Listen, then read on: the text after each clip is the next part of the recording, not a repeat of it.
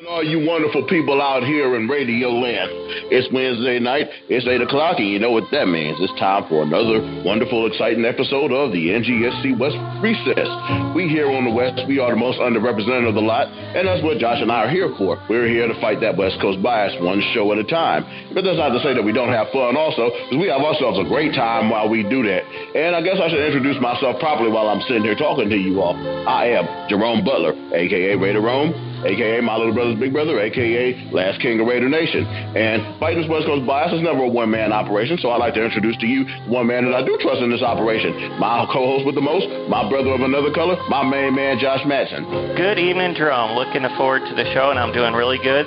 Thanks for asking, and let's get this show on the road. Yep, most definitely, Josh. Man, it's been a really, really interesting week here in the West Coast, man. And I'm glad to see that you're here with me 2 nights before Christmas here, man. So, hey, how's things going? How's things been on your end? Yeah, can you tell me a little bit about Josh? I ain't talked to you in about a few days, so how's things happening over there in the Matson world? Well, I mean, nothing too exciting. I'm just getting ready for the holidays like everyone else, and been watching a whole bunch of college football lately, and let's see, hoping the Patriots can beat the Jets this weekend and clinch home field in the AFC. That would be good. And let's see, what else? Hoping my Thunder whooped at the Lakers tonight, which seems to be happening already. So that's what's going on in my life right now.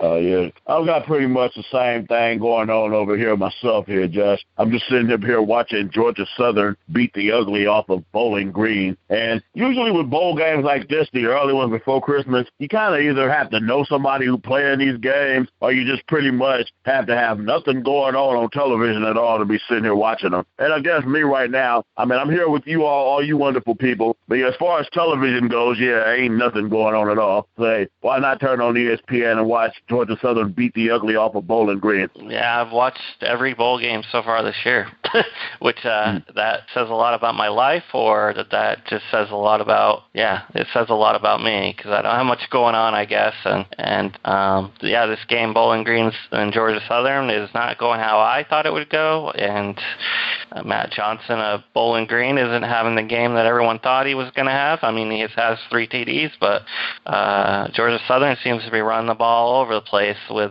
Favy and Upshaw. So, yeah, Georgia Southern has got this one under control. Yeah, no doubt here. I guess we can talk a little bit here about these college games going, these college bowls here on the West Coast here. And we got ourselves a pretty good one Saturday with UCLA taking on Nebraska in a Foster Farms Bowl. I mean, I'm a UCLA fan, so other than that, I'd probably sleep through that game. But, I mean, it's Josh Rosen's first bowl game. We got Paul Perkins. I'm sure he'd want to have a big-time game, especially with the way his regular season ended. It didn't end too well. So, Nebraska, they're in. They're 5-7. They're in because there weren't enough 6-6 bowl teams. So that was kind of a weird situation there. I do look for UCLA to pretty much show Nebraska no mercy going up north Saturday. So I'll say UCLA 38, Nebraska 14. You got any thoughts on this game here, Josh? Well, Nebraska can't stop anyone on defense, and UCLA seems to have more talent in this matchup with Perkins, Rosen, and they have that receiver is pretty good. I'm not remembering his name off the top of my head, but UCLA should have their way with it, and it's kind of sad that Nebraska's in a bowl game with a 5-7 record. So I don't know. I mean, some people I've heard a little bit on TV say Nebraska might be able to pull this one out, but their quarterback, I think his name's Tommy Armstrong, if I remember right. Yeah, he throws a lot of interceptions, and I think turnovers will be the key to this game. So, I'm not really convinced that Nebraska can pull this one off. I'll have to agree with you there, Josh. The only way Nebraska wins this game is if UCLA is either bored as hell or they just say, forget it, we really don't want to be here the day after Christmas. So that's how I see Nebraska defeating UCLA. In other words, I don't. Then we got Wisconsin taking on USC in the Holiday Bowl. That ought to be a fun game. You got Cody Kessler, Trey Madden. Then you got Juju Smith, and you got a bunch of good players there. Then on defense, you got Sua Cravens playing in his final college game, a guy that I think the Raiders should draft. And I'm sure that we'll get Josh Zimmer in here from Draft Central pretty soon to get his opinions on some of these college players. And Wisconsin, they just line up and beat you up, just running the ball like they always do. So this game should be an interesting clash of styles. I'm going to go ahead and say USC should be able to handle handle business, though, being not that far from home. It'll be a good game, though. USC 27, Wisconsin 23. Your thoughts on this one here, Josh? Well, USC was a team that everyone thought was going to be competing for that Pac-12 title this year, and didn't quite work out and I'm not really all that surprised, to be honest. I wasn't buying into all that, but in this game specifically, USC seems to be the better team on paper, but Wisconsin isn't. They're not a pushover, and they're pretty good on defense. I mean, they're not world beaters by any means, but they don't give up a lot of yards, on the ground. It's tough to say. See, to me, we're doing the bull pick'ems with you and I and a bunch of other guys, and to me, the games that are going on early in the bowl season are the easy ones to pick. These harder ones are like this game, Wisconsin and USC, because they're both even to me if you look at them on paper. And I don't know. I think let me rephrase what I was going to say. The bad teams playing each other, I think it's easier to pick those games than it is to have even matchups like this with talented teams. Yeah, it's weird as hell, Josh. I mean, USC, Wisconsin, that's really not that hard. I mean, I think I did put big points on that seed just because they were able to handle Nebraska so easily last year in the Holiday Bowl. I mean, they've got a Dory Jackson also, who's one hell of an athlete, and I think he'll give Wisconsin problems also. So that's another joker that USC has in their deck. So that should really turn the tide in their favor. I don't think it's going to be easy USC win by any means. I think Wisconsin could easily win this game. That's why I would never put high points on this in a confidence pick 'em or anything like that. Well, it should be a fun game. I mean, I can't wait to take a look at it. I believe that is on the 30th, so should be an interesting matchup there. Interesting clash of styles here. And now I guess we should move on here to some NBA real quick here. The Philadelphia 76ers are the most putrid basketball team I've ever seen in my life here. 1-30. Yeah. I mean, goodness. Me, you, and 3 other bums, Josh, to win at least more than 1 out of 31 basketball games. I don't know what they're trying to do here with this whole tanking situation, but it's just gone to the point where, hey, it's not even a process anymore. You guys are just terrible. What do you think? Well, I mean, Philadelphia has been trading away all their best players, and I don't think they want to win. I don't know what's going on in Philadelphia, to be honest, and they're an awful team. Really bad. It's really sad, and well, I mean, just look at the city of Philadelphia altogether, sports-wise. It hasn't been pretty. The Phillies have been pretty awful lately. The Eagles, kind of okay this year, not great. They're definitely probably not going to make the playoffs. The Flyers haven't been good in hockey for the most part. And then we're looking at the Sixers, who are probably one of the worst in the history of the NBA. So, Jerome, it doesn't look pretty for the Sixers by any means. Oh, yeah. It completely looks horrific, to be honest with you. Those guys are just ass on top of ass.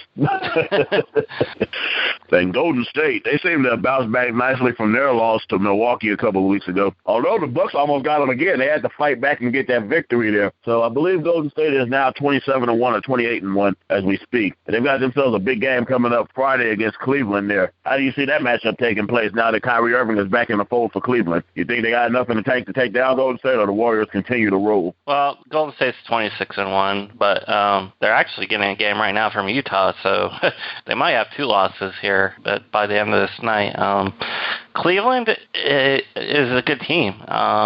And I'm not sure. I mean, it's hard to say with a basketball game, an NBA game, because they play so many in a year. I mean, Golden State's going to probably lose like 15 games this year. That's what I would guess. And they'll probably lose. They'll lose to some good teams, but I think they're going to want to win that game so much that I think they'll come out prepared for that one. I think beating LeBron James motivates almost any team in the NBA. So I would be a little surprised if Utah loses to Cleveland anyways. Well, my thing is, there's been a lot of people out there, Josh, that say, hey, Golden State beat Cleveland only because Kyrie Irving injured himself. So I'm sure that they're going to really want to come out and send a message to Cleveland also, especially with Kyrie Irving healthy. So this game is going to really have a lot of interesting subplots, and I really look forward to sitting in front of it at 2 p.m. Friday, hopefully with a piece of roast on a plate with some cabbage. Well, that is an interesting argument because Kyrie Irving definitely wasn't playing against Golden State, but I don't know if I think Golden State was going to win no matter who played last year. So, unfortunately. Well, they were most definitely the best team. So, and if they go 67-15, they just pretty much match the record that they had last year. And I think pretty soon Luke Walton should be looking for coaching jobs. Did we lose you, Jerome? No, I'm still here, Josh. I was saying that Luke Walton should be in the mix for coaching jobs here pretty soon if Golden State continues to win big under him. Yeah, for sure. Definitely.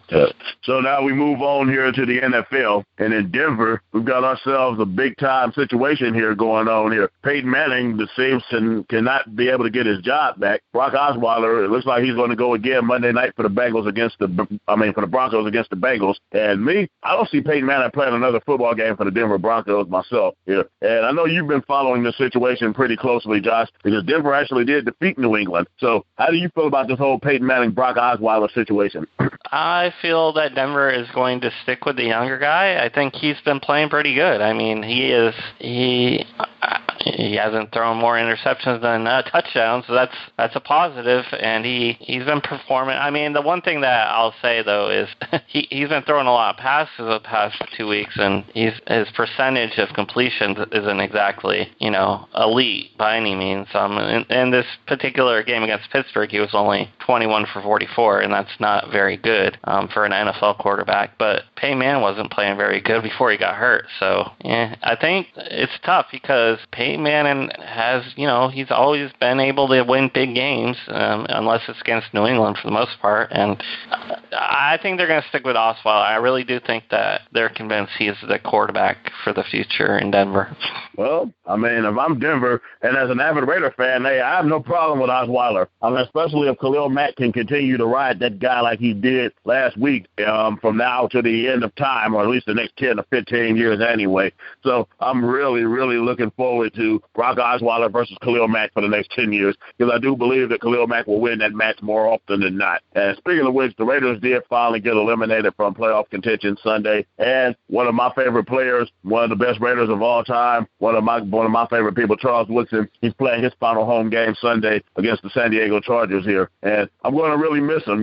He came out on the scene in '98, and hey, he was definitely like a shutdown corner right away. I mean, he got himself a couple of interceptions early in his career, got the pick six against Arizona, and they turned himself into an all-pro really quickly. Then he went away to Green Bay and transformed himself into a champion, so he actually kind of evolved his game, moving from corner to safety over there in Green Bay. Then he comes back to Oakland as one of just the greatest leaders that you can see out there this side of Ray Lewis, and he did what he wanted to do. He said he wouldn't leave until the Raiders were a respectable football team again, and pretty much, I mean, we're not championship caliber yet, but he did that, and we are a respectable football team. So if anybody's going to miss 24, it will be me, and I hope that Oakland Raider Nation gives him the reception that he deserves tomorrow, and we can go out and kick some San Diego Charger ass. Your thoughts on Charles Woodson there, Josh? Well, I think, it's funny, Jerome, and maybe it's not funny. I don't get emotional about players leaving, and I know that's weird, but I've never been that type where I've always thought maybe I root for a team where they always replace the guy before them pretty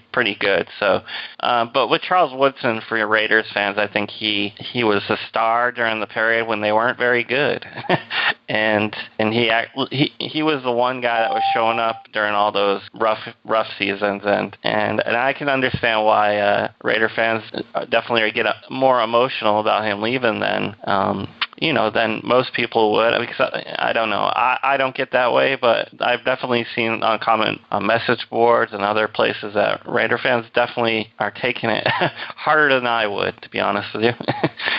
You'll feel it when Brady retires or he gets thrown out of the league for doing illegal whatnot. See, I really don't think I would, actually. I really think I would just move on with the next quarterback New England has. Well, I mean, it's kind of different for you because I don't even think that they're going to allow Tom Brady to retire. I think he's going to eventually be thrown out of the league because he seems to have committed more transgressions on the New England Patriots have anyway. Well, we'll see what happens there. I doubt anything will happen, but okay. I mean, mean, if Brady breathes incorrectly nowadays, there's something wrong. So. Well, you know me, Josh. I'm a jerk towards Brady, so I'm always have to get on him about that. I mean, it's not personal. Yeah. Well, I just want a rematch in the snow, so that's all I'm asking for. I definitely get you. Yeah. And before we move on here to our recaps here, man, this whole Odell Beckham and Josh Norman situation, wow, that escalated really, really quickly, didn't it? Yeah, that was a ridiculous situation. It started with the practice squad player walking up to Beckham and with a baseball bat, and he felt threatened, and then it escalated to the game, and Beckham started acting like